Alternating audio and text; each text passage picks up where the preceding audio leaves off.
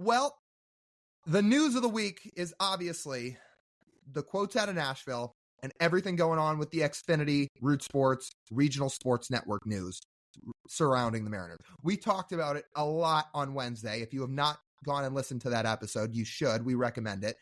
But there's still some more to kind of flesh out here. So after sitting on this for a couple more days and thinking about it, I've started to get more and more nervous. Why is that? Not just because of the revenue potentially going down or ownership not spending, because again, I think they're absolutely capable of spending and are kind of gaslighting fans, or not kind of, they are gaslighting fans by saying what they're saying right now. But are we on a crash course for an all-out war within the Mariners organization? And I'm serious when I'm saying that. An all-out war between the front office and ownership?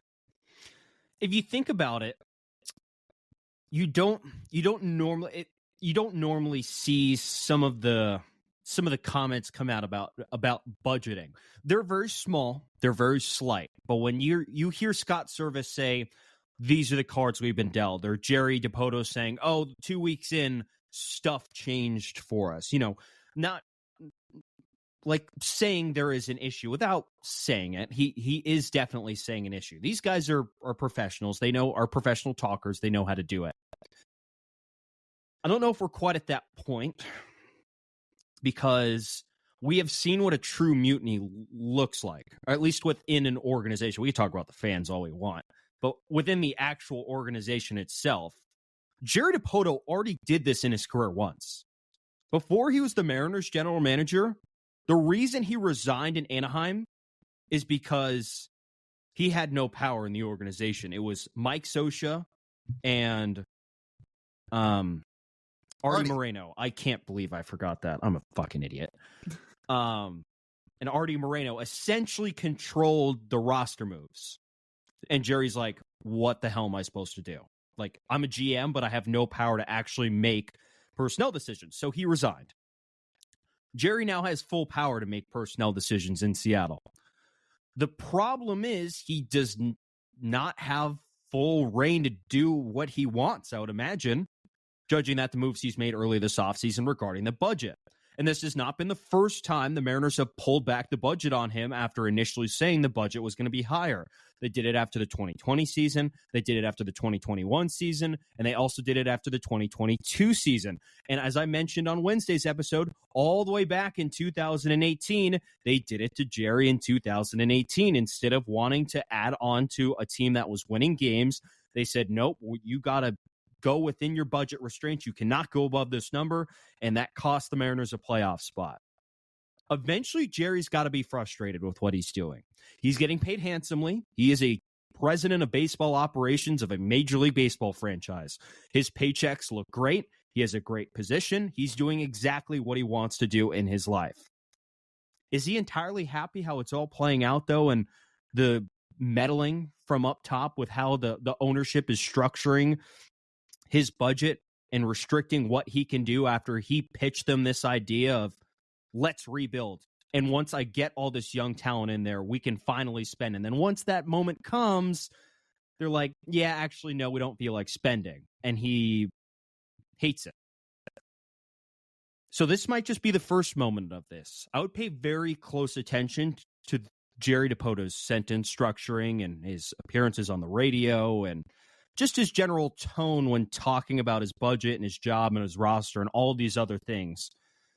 Because I really wouldn't put it out of the question of how frustrated he would be as a general manager who can't fully do his job under the restrictions placed by ownership above him. And his patience is starting to wane. We heard it in the quotes this week. We probably didn't talk about the quotes from him and Scott as much as we should have on Wednesday, but both of them sounded pissed off. We talked about Scott's quote about saying the hand we've been dealt and all that stuff, but the way both of them sounded, they did not sound happy. Jerry did not sound happy. It was the closest I've ever seen either of them to publicly throwing ownership under the bus.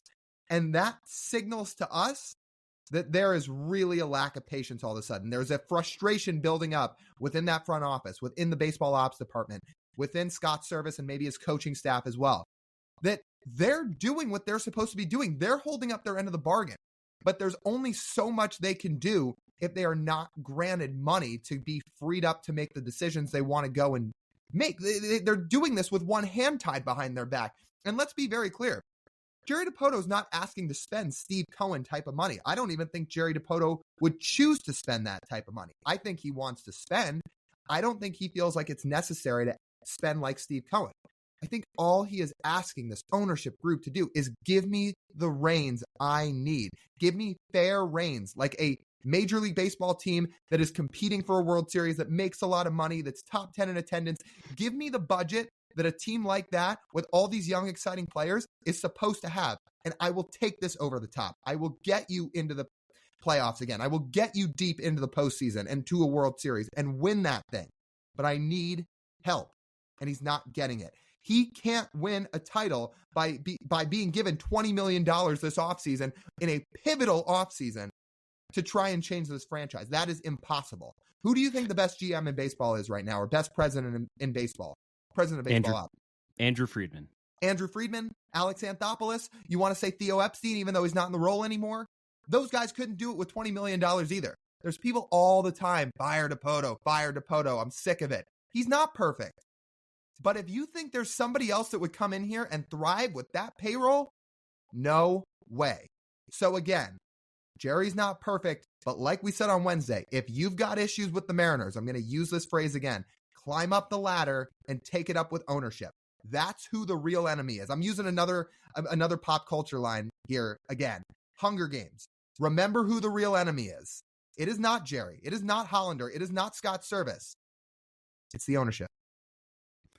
And where Lyle's getting that $20 million number, Adam Jude wrote a piece in the Seattle Times today. He was talking about the new coaches hired. Tommy Joseph and Brant Brown officially hired this week. And in the article, he speculated. I don't know if this is a hard number. It's hard to ever get an actual estimate. The actual estimate will be what they end up spending this offseason. But Adam Jude said, in quote, "The club now has roughly $20 million to find suitable replacements for its 2024 lineup." I have a news flash. They will not find suitable replacements for $20 million. They will not. You know what they could do? They could make that trade with the Rays for $20 million. The combination of Paredes and Randy costs about $11 million. But that's on the highest optimistic side, the most optimism there. That's it. But outside of that, it is going to be very difficult for Jerry if he only has $20 million, which, by the way, would go against what Jerry said he had available, where he said he envisions the payroll being higher next season than it was in 2023. $20 million would put the payroll at $137 million. And that is definitely not higher than what they had last year in their payroll. So that's where Lyle got that number from. And what I'm referencing with the promise of future spending for Mariners ownership, here's a tweet from Shannon Dreher back in 2018, just following the season. Dipoto, when he was talking about future spending, he was talking about the 2019 season upcoming at this point. He says he still believed that payroll would be in the 140s, even though they sucked. But then after that, on future spending, we feel like we'll put ourselves in the position that when the young team is on the field, that the team can use free agents to finish a team rather than build one. The problem is, once we have gotten to this point where the Mariners need free agents to finish the team, the bill has not come. We've seen this before. I mean, we have with crummy ownership. And if not that, we see executives get picked off from franchises. It might not be a mutiny, but guys getting hired from the Rays and hired from the A's to richer organizations to go work somewhere else. The magic sauce that built the roster of the small budget teams of the Oakland A's and the Tampa Bay Rays go get shipped off somewhere else. Like Andrew Friedman was a Ray until the Dodgers were like, yeah, we're going to buy you away, essentially. And now Andrew Friedman has unlimited resources to go operate the Dodgers, and he's done a phenomenal job, just like he did in Tampa Bay as well. So there's a lot here, but I mean, no, it's in summary, like, no, wouldn't be surprised if there is tension there, but until there's actually action, we would never know, or unless there is a really deep dive by a reporter who's willing to go above and beyond to dig out some information about all this. I'm looking at you, Ryan Divish. If anybody's going to do it, it's probably you, or it'd be one of the national people. So maybe they can do it. I will say this, by the way. This is another thing I really wanted to get out there this week. I've just got to go out and say it. Ownership attempting to project what their payroll is going to be in 2024 based off this whole Xfinity thing and the whole regional sports network thing is sad. Because this is not about the money you currently have. You're projecting the money you're going to make based off Xfinity changing Root Sports and putting it on the premium package rather than the normal one. Can I throw a crazy idea out there? And I'm being totally sarcastic because this is not crazy. What if we get 3 weeks into the season in 2024 and Xfinity says, whoa, nobody wants to move over to the premium package for Root Sports. We upped it to an extra $20 a month. People aren't paying. Now we're losing money. We thought we were going to gain money from this. We thought people would just shift over no matter what. It's not happening. This is bad. And after a few weeks, they decide, you know what? This isn't worth it. We're going back to the basic package. Everybody has access to watch the Mariners again on Root Sports. No premium package. You get it no matter what if you have Xfinity and if you have the basic package. Let's say that takes 3 weeks. Let's even say it takes 1 month. You're not losing that much money off 3 to 4 weeks of not having games on the basic package of Xfinity. So let's say they change it back. Do you know how fucking foolish this ownership group is going to look if that happens? Because then you will have wasted all offseason not spending any money. Shohei, gone. Yamamoto, gone. Blake Snell, gone. Juan Soto, for all we know, he could decide he's going to be a Yankee the rest of his life. He'll probably hit free agency like we said, he will, but he could decide he'll be a Yankee the rest of his life.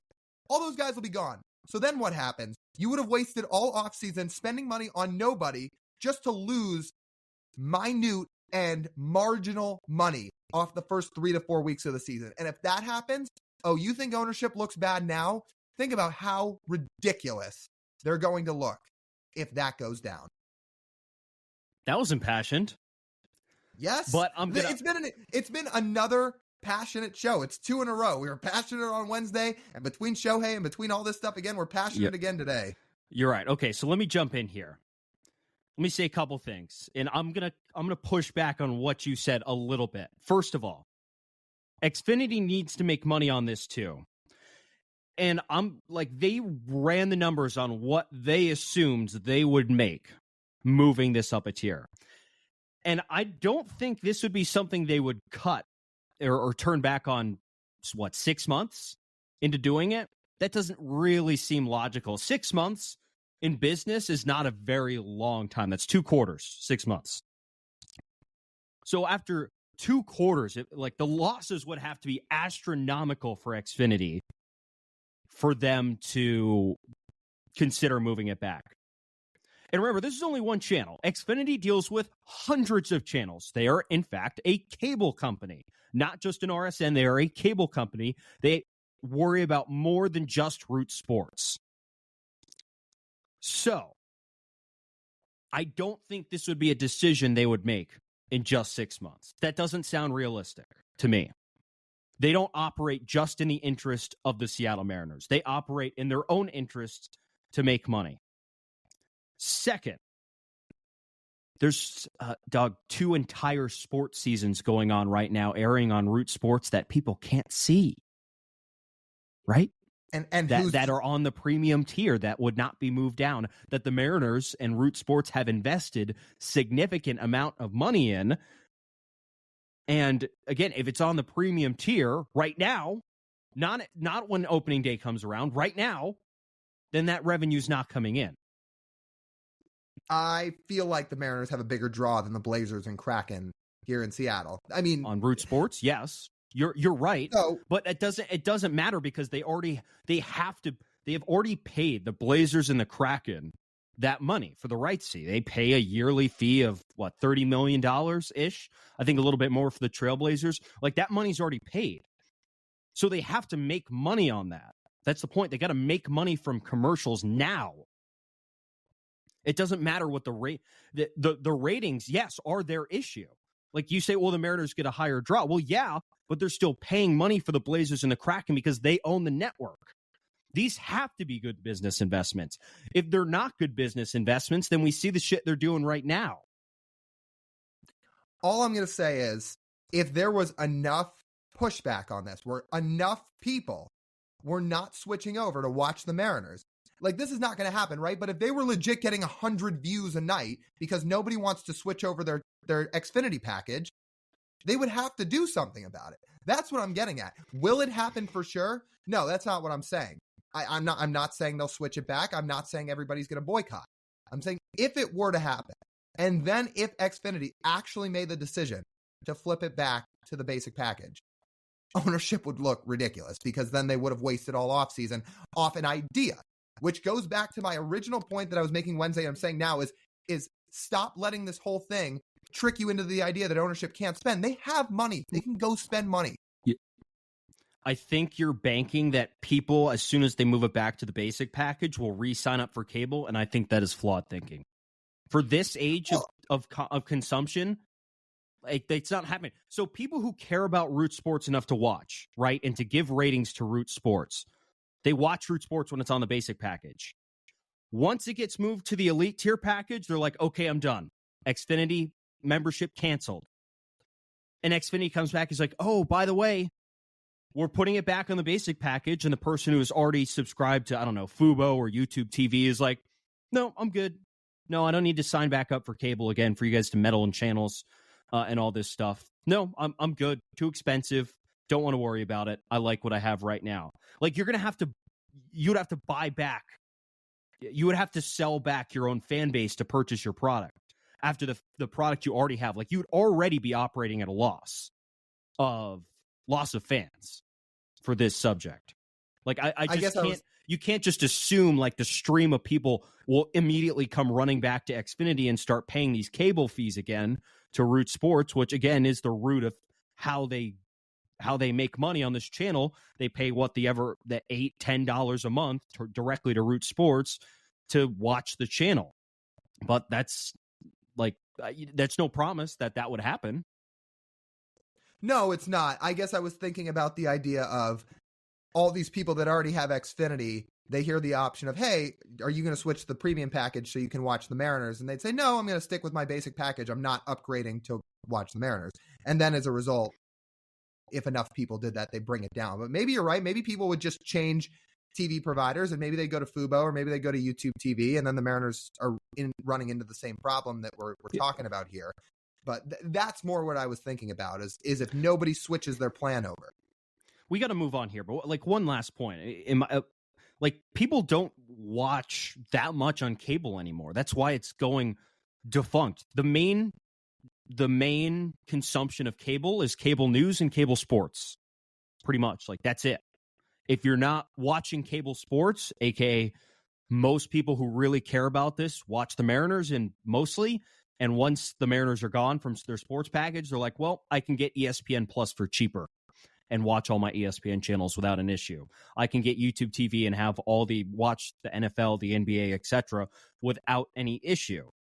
So, and like the cable news people watching, like, I guess, but it just like, it's not, I would say like buying back your fan base is not a guarantee, but you're right. They would kind of look stupid for marginalizing their payroll. They're stupid for marginalizing it even now, because again, we come back to the point. It was their decision to buy at the peak of RSNs and watch it crumble like buying fucking Blockbuster. The Mariners are essentially Blockbuster turning down buying Netflix, or vice versa.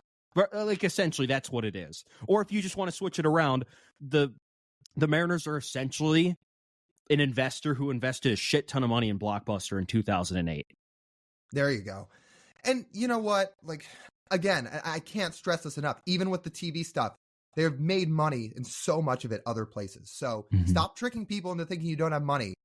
And nobody knows what regional sports networks are going to look like in a couple of years. This isn't just a Mariners thing. This is a baseball thing. There's a ton of teams affiliated with Bally Sports that have lost their TV deal. This could be a league-wide issue. So if you're the Mariners, stop worrying about the future. Spend to win right now. Figure it out later. And another reason, one last thing here, why the Blazer deal and Kraken deals are so important. Remember, the Mariners TV revenue is revenue shared. Remember that. Major League Baseball TV money is pooled and split up evenly in the revenue distribution, which, by the way, the Mariners are a revenue recipient. per the compensatory draft picks they get for QOs. They are a recipient. So they receive the pooled television money from Major League Baseball. They receive more than they give. But again, that is banking on the fact those other two broadcasts make money, which again, they do not share on Root Sports, which is why that's important and why if they're making less money than they paid for, then it's a bad investment. I can't believe we're in the middle of the offseason and we're wasting our time talking about the nitty gritty of the business of the sport rather than just, how about you go sign some players? Like we just sorry, I shouldn't say wasted. These were all important things we talked about, but I can't believe the Mariners are making us spend all this time on this podcast, on other radio stations this week across the nation, talking about this bullshit when we could just be talking about what players you could sign. And shout out to Mike Salk, by the way, because he really went on a pretty great tangent on Wednesday over on Seattle Sports. Friend of the pod, Mike Salk. He ripped them, as he should, as everybody else has this week, as we have, as national radio people have, as national TV people have, as players have, as agents have, everybody's ripping this ownership group. So how many more people do they need to hear it from? And I think Mike Salk did a great job really formulating it well. He's not usually overly critical either. He's usually, I would say, right in the middle and more on the optimistic side. So when I saw most of the tweets say, when you've lost Mike Salk, you've lost everybody, that was pretty accurate. But he said everything that needed to be said. He's a pro for a reason. He did a fantastic job.